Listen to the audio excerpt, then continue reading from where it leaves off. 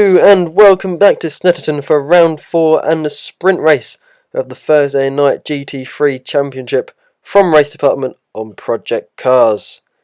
Round 3 had Gazza winning the second feature race of the season. It also threw up some unpredictable results. The question is though, who will be on top on the reverse grid sprint race? In qualifying, it was Dom who took his first pole position of the season ahead of Matt, who secured a consecutive sprint race front row start. Ben qualified ahead of Benji and Jeremy to make it 5 different constructors in the top 5. Then the two Flash Racing team drivers qualified 6th and 7th, just ahead of Ramsey and Frank. And towards the back were the top 5 finishers from the feature race and Indrek, who didn't set a time.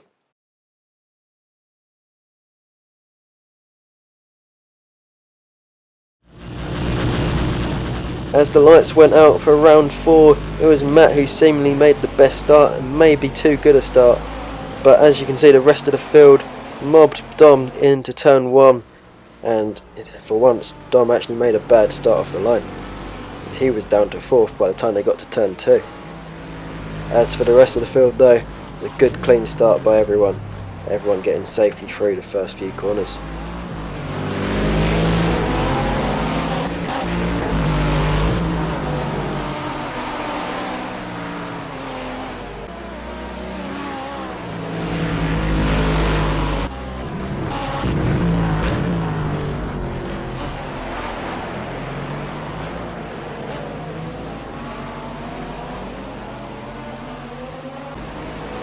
Frank was harassing the back of Jamal's McLaren, but as was the closest of this league, give someone an opportunity and others will follow through as well, and this was certainly the case as both O&M drivers got through, as well as Liam.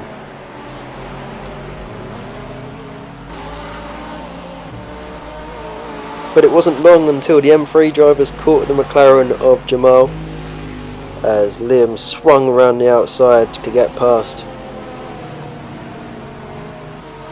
Next up was Amari, as he duly dispatched the McLaren driver down the inside into the hairpin, albeit with a bit of hip and shoulder on the exit.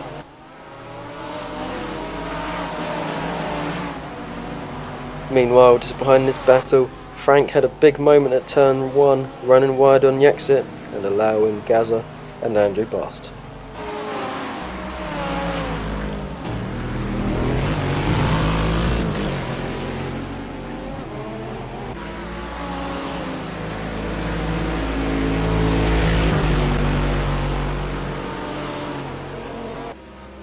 Frank's teammate Ben was racing with the slow starting Corvette of Dom, but Dom was looking to atone for his poor getaway and made a good move stick down the inside at the hairpin to gain P3.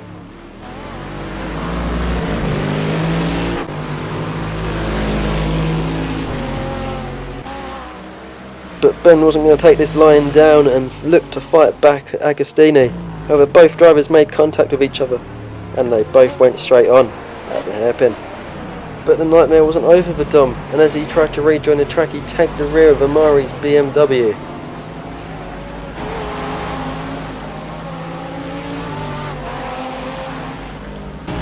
A little bit later into lap, and Ramsey ran wide at Nelson's.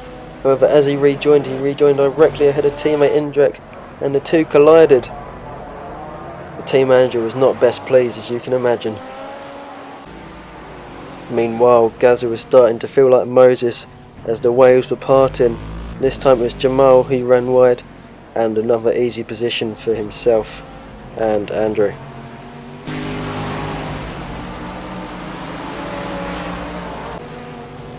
Amari was trying to recover from his earlier incident, and Frank was put to the sword at Oggy's.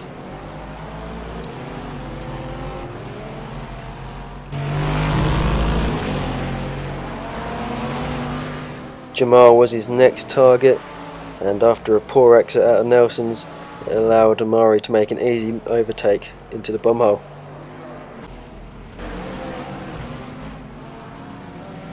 On the exit of the final corner, Jamal got a bad exit, allowing Frank to drive straight past down the main straight.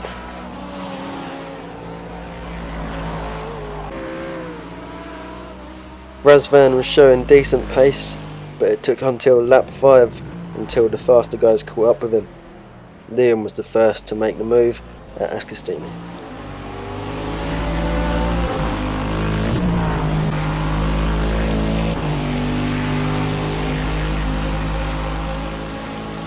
Ben was the next to pounce at Razvan, but at Brundles he caught the inside curb, forcing his car sideways, somehow making it round Nelson's as well, but he couldn't quite hold it, forcing him off the track. He would drop down quite a few places, even as far behind as Amari. Jeremy was looking to replicate his round 2 sprint race podium, but he had this big moment at Palmer's, spinning off the track and losing 7 places in the process.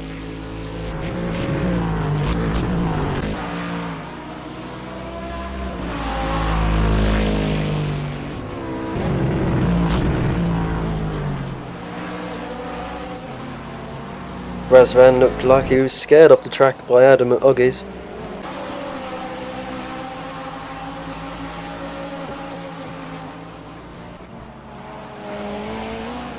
Gazza made his move at Brundles, but a little bit of contact forced Razvan off the track and over the inside curb.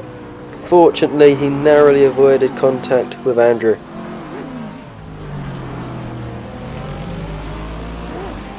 There appeared to be no rest for Razvan, as first Amari got past at Agostini.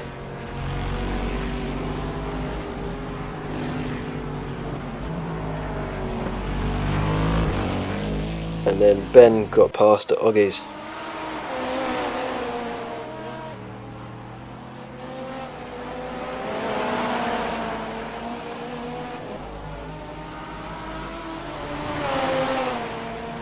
At the back, and the 2 dual racing boys were duking it out in their inter-team battle, trying to establish who was the number 1 driver in the team.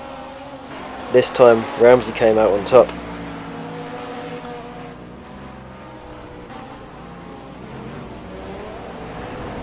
Andrew was still hanging on to the coattails of Gazza as they were trying to get past Adam, but Andrew made a rare mistake at the final corner.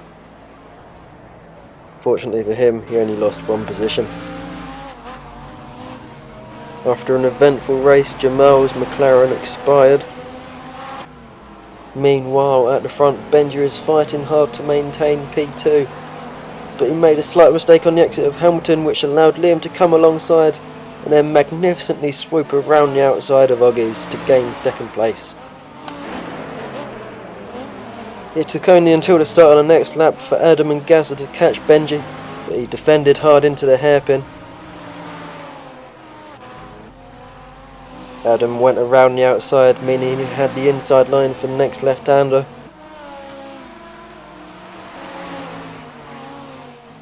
And he made it stick. Gazza, being the opportunist that he is, also followed him through.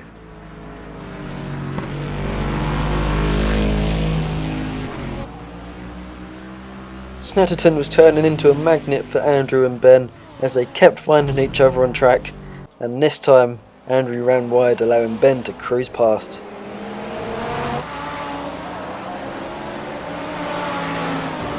The battle for the final spot on the podium was really heating up now, with 4 drivers in contention. But at the bomb hole, Gazza had a look down the inside of Adam and they made contact, running both off the track and allowing Benji to regain his podium position. And there was even a bit of afters as the 2 M3 drivers rejoined the track.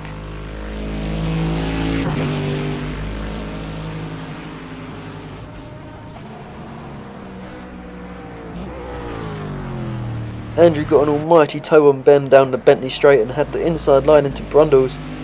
Ben outbraked himself and ran straight over the chicane, coming out ahead of an Infinite Racing driver.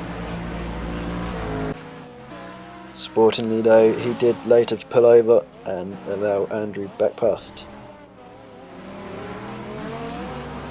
Benji must have felt he was given a lifeline with Adam and Gazza's contact as he was back in P3, but the other O&M driver of Amari was not going to lie down. He wanted this podium. And astonishingly, he went round the outside at Palmer's to gain final stop on the podium.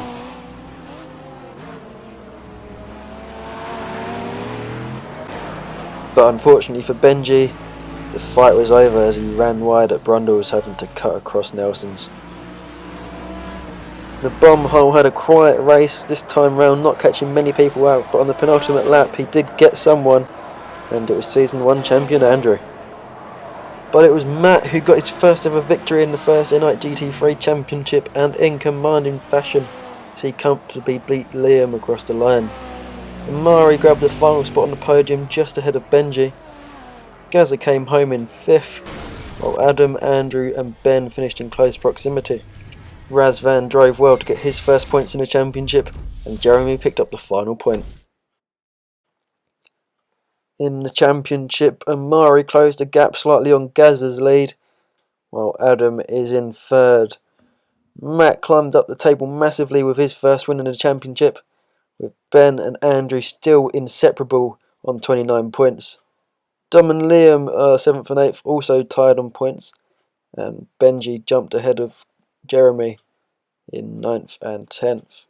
Lawrence didn't participate in 11th, while Razvan got his first points of the championship, putting him just ahead of Frank, while Jamal, Ramsey and Indrak still yet to score. Spam Fritters Racing increased their lead at the top by an incredible 2 more points over O&M, meaning they're 3 points clear at the top.